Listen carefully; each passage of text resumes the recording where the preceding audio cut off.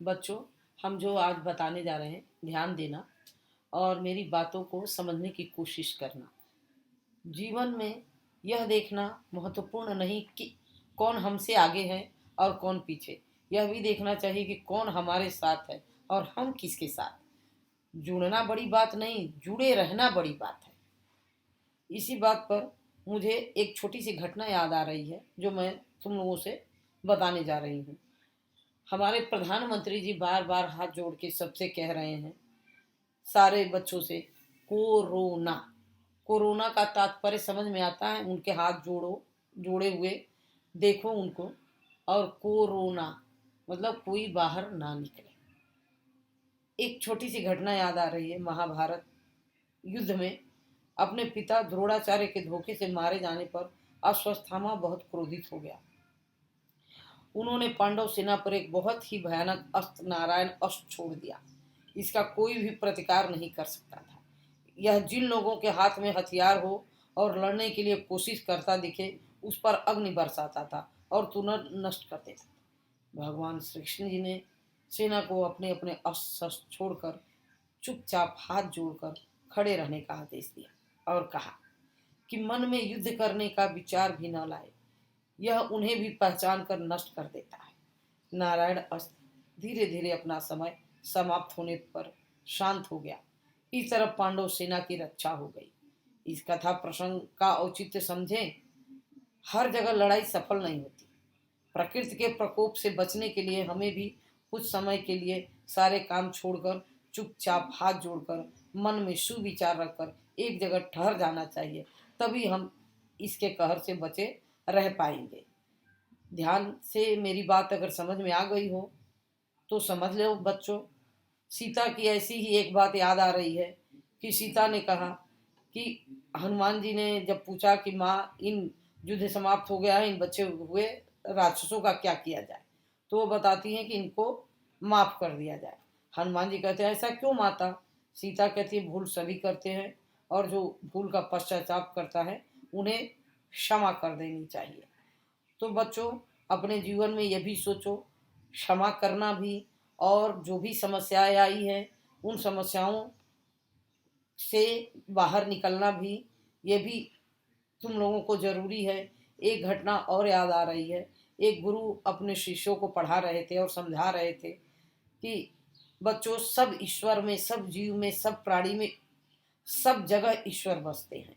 उनका एक शिष्य बड़े ही मन से सुन रहा था उनकी बातों को, और उनकी बात को इतना मन से सुन लिया कि अब वो हर जगह, हर प्राणी में, सब में ईश्वर का दर्शन करने लगा। एक दिन ऐसा क्या हुआ कि एक महावत हाथी पर चढ़ा आ रहा था। हाथी बड़ी तेजी से दौड़ा चला आ रहा था। महावत सबको हट जाओ, हट जाओ कहते हुए, निर्देश देते हुए आगे बढ़ा था। लेकिन वो लड़का अपने गुरु की बात का इतना पालन कर रहा था कि वो हट नहीं रहा था। महावत कितना हो हटने का उसको बता रहा था, लेकिन वो हट नहीं रहा था। फिर महावत ने उठाकर, हाथी ने उठाकर, सॉरी महावत नहीं, हाथी ने उठाकर उस बच्चे को पटक दिया और उसकी हड्डी पसलियां सब चरमरा गई।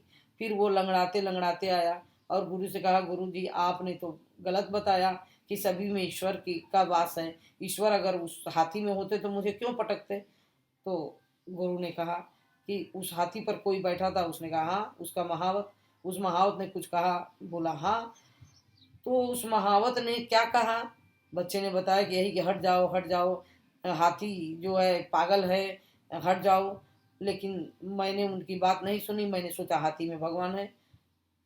तो गुरु ने कहा, बेटा, उस पर बैठा हुआ महावत के अंदर भी भगवान था जो शांत था। और वो भगवान जब कह रहा था कि हट जाओ, तो तुम्हें उस भगवान की बात मान लेनी थी। तुमने उस भगवान की बात नहीं मानी, दूसरे में भगवान देखा तो दूसरे ने पटक दिया। क्यों? क्योंकि तुमने उसकी बात नहीं मानी। यही आज हमारे भगवान नरेंद्र मोदी जी हैं जो बार बार कह रहे हैं कि घर में ही रहिए और घर में रहकर ही आप इस आई हुई समस्या का समाधान कर सकते हैं। क्योंकि कोई भी चीज का एक समय होता है, एक एक्सपायरी डेट होता है। इसका भी जब एक्सपायरी, कोरोना का डेट आएगा तो ये एक्सपायरी डेट अपने आप समाप्त हो जाएगा। क्यों? क्योंकि एक बात मैं और बताना चाहती हूँ कि इंसान को उसकी औकात दिखा दी कोरोना ने। ये बात सिखा दी पैसे के पीछे यूं ही भाग रहे थे हम। जब सोना था तब भी जाग रहे थे हम। लाखों जान ली उसने लेकिन करोड़ों को जिंदा कर गया। तुझे मुझे उसे इसे सबको शर्मिंदा कर गया। अपनेपन का एहसास एक पल में ऐसे दिला गया, बरसों जिनसे मिले नहीं एक पल में उनसे मिला दिया। दिखावे वाली ऐसी जिंदगी जी रहे थे हम, वहां भी हंसने लगे ऐसे थे जहां दिखाने गम। रोटी सब्जी दाल चावल इनमें जो बात थी, इनके सामने पिज्जा बर्गर की क्या औकात थी। जरूरतों को जरूरी बनाए घूम रहे थे हम, बेवजह इतना खर्चा उठा झूम रहे थे हम। अमीर हो या गरीब सबकी शाम आएगी, दौलत कितनी भी हो कुछ ना काम आएगी। मंदिर मस्जिद सबके कपाट बंद करा गया जो कभी न डरते थे, तबीयत से उनको डरा गया। न जाने क्यों जीने के लिए मरे जा रहे थे हम। जो नहीं करना था वो भी किए जा रहे थे हम। जिंदगी में सबके कुछ ऐसे टास्क आ गए आज। हवा तो ताजा है लेकिन मुंह पे मास्क आ गए। पशु पक्षी घूमे खुले पिंजड़े में, इंसान आ गया। पशु पक्षी घूमे खुले पिंजड़े में, इंसान आ गया। बड़े बड़े मालिकों को ये नौकर बना दिया। कुछ दिनों का ये ऐसा क्वारंटाइन कर गया, हर पल को आए ये वैलेंटाइन कर दिया। सड़कें दुकानें और बाजार सब के सब सुनसान हैं। डॉक्टर और पुलिस वाले इस देश का हनुमान है। ना ही ट्रैफिक ना ही क्राइम, ऐसा नजारा हो गया। देश अचानक ही सबको जान से प्यारा हो गया। कोरोना तुझसे नाराज हूँ लेकिन तेरा उपकार रहेगा। कोरोना तुझसे नाराज हूँ लेकिन तेरा उपकार रहेगा। सबको जीना सिखा दिया, अब हर कोई तैयार रहेगा। पर पूरा न कर पाएगा, पर पूरा न कर पाएगा तू तेरा जो भी प्लान है। क्योंकि बेटा ये तेरा बाप हिंदुस्तान है, ये तेरा बाप हिंदुस्तान है, ये तेरा बाप हिंदुस्तान है। जय हिंद।